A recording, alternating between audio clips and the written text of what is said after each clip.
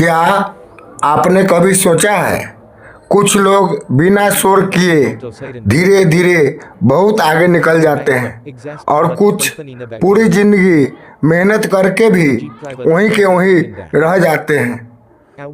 आचार्य चाणक्य कहते थे, धन भाग्य से नहीं समझ से पैदा होता है। कहानी की शुरुआत चाणक्य काल में एक छोटा सा राज्य था, अवंतिका। वहाँ व्यापार ठप हो चुका था। लोग मेहनत करते थे लेकिन लाभ नहीं होता था। राजा परेशान था।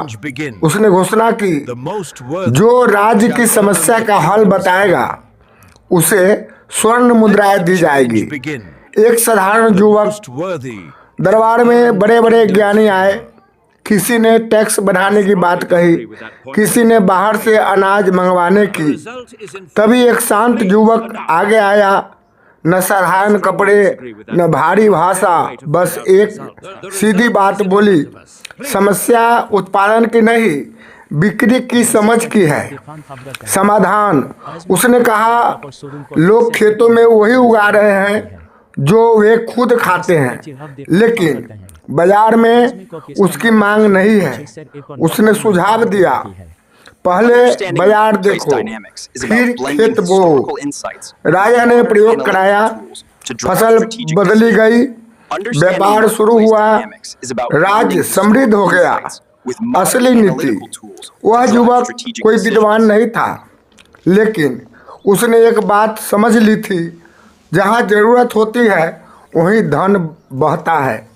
चाणक्य कहते थे, जो समस्या देख ले वह राजा बन सकता है, जो सिर्फ पैसा देखे वह मजदूर ही रह जाता है। चुपचाप जीतने की कला। चाणक्य की एक और गहरी नीति, खुद को साधारण दिखाओ लेकिन सोच सबसे तेज रखो। जब लोग तुम्हें हल्का समझते हैं तब वे अपनी चालें दिखा देते हैं और वही तुम्हारा मौका बनता है। शेर भी शिकार से पहले घास में छिपता है। सोच की अमीरी। चाणक्य कहते थे, गरीबी जेब में नहीं सोच में होती है। जो सोचता है मैं सीख सकता हूँ वही आगे बढ़ता है। जो सोचता है ये मेरे बस का नहीं वही पीछे रह जाता है। अंतिम संदेश, अगर अमीर बनना है तो सिर्फ पैसा मत ढूंढो, लोगों की परेशानी ढूंढो, उनकी ज़रूरत समझो, समाधान बनो। पैसा खुद तुम्हें ढूंढ लेगा। थैंक यू, धन्यवाद। अच्छा लगे तो लाइक सब्सक्राइब करें।